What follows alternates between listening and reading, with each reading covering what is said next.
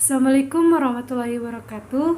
Halo, perkenalkan nama saya Sulasri dari kelas 12 IPA 3. Di sini saya ingin membuat video presentasi saya dalam melakukan pengamatan dan membuat kesimpulan terhadap tabel grafik dan pertanyaan tentang materi gas mulia yang dikirimkan oleh guru saya. Nah, sebelum itu, apa sih itu gas mulia? Gas mulia merupakan unsur-unsur yang stabil atau sukar bereaksi dan semuanya berwujud gas.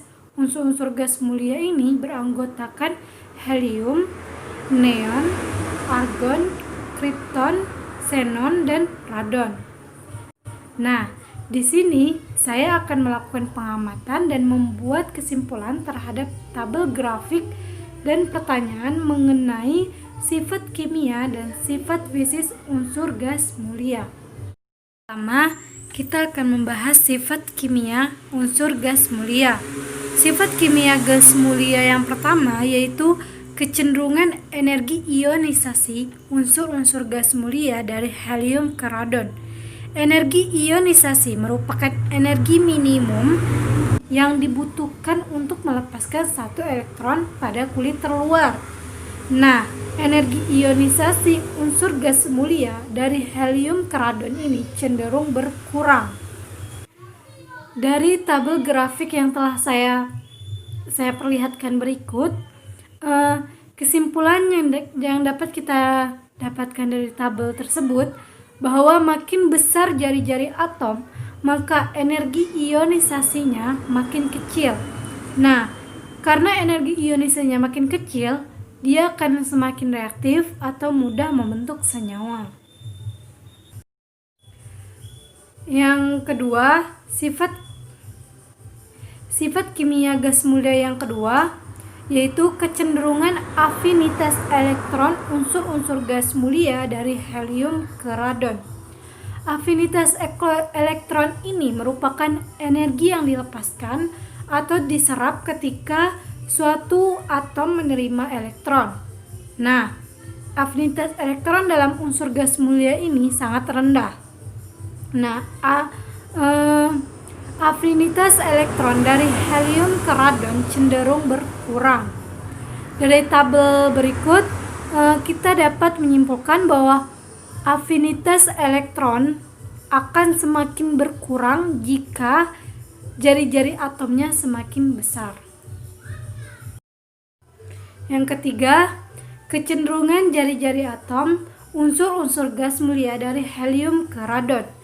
Jari-jari atom merupakan jarak dari inti atom ke orbital elektron terluar yang stabil.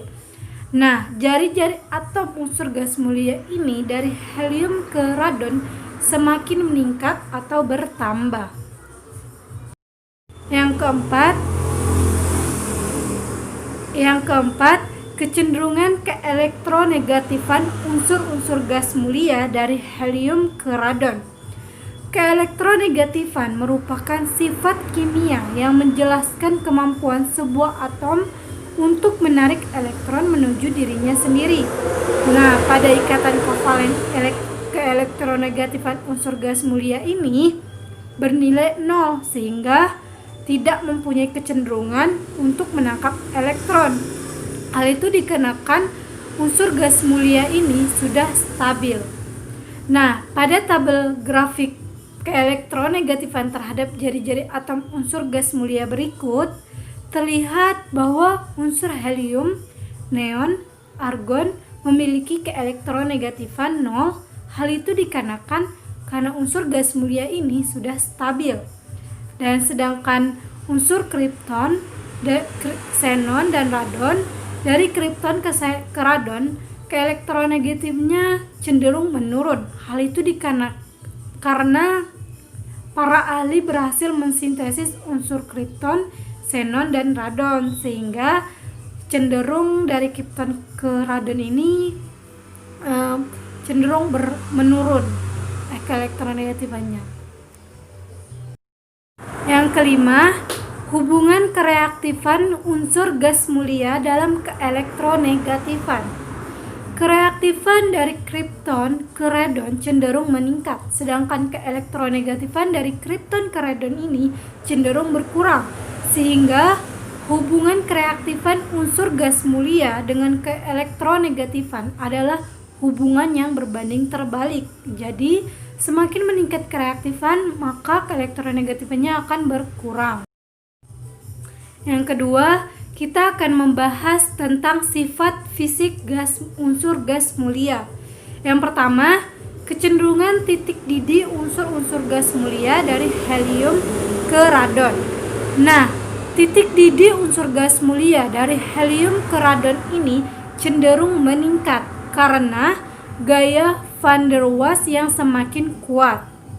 Nah, dalam tabel grafik titik didih terhadap massa atom relatif berikut ini dapat disimpulkan bahwa semakin bertambahnya massa atom relatif pada unsur gas mulia, maka titik didihnya cenderung meningkat. Yang kedua, kecenderungan titik leleh unsur-unsur gas mulia dari helium ke radon. Titik leleh dari helium ke radon ini cenderung meningkat. Hal itu dikarenakan kekuatan gaya London. Nah, dalam tabel diagram titik leleh terhadap massa atom relatif berikut dapat disimpulkan bahwa semakin bertambahnya massa atom relatif, maka titik lelehnya akan semakin tinggi. Yang ketiga, kecenderungan kerapatan unsur-unsur gas mulia dari helium ke radon. Kerapatan unsur gas mulia dari helium ke radon ini cenderung bertambah.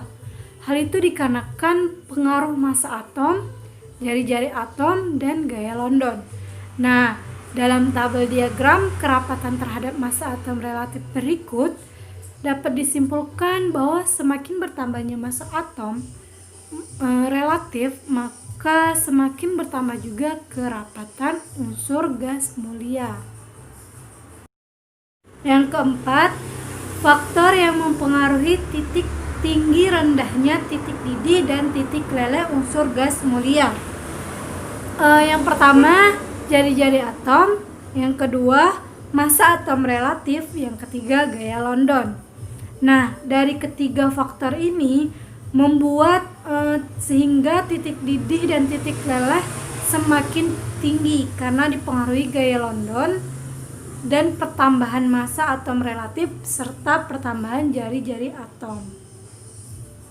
Sekian presentasi saya, semoga bermanfaat. Saya akhiri, wassalamualaikum warahmatullahi wabarakatuh.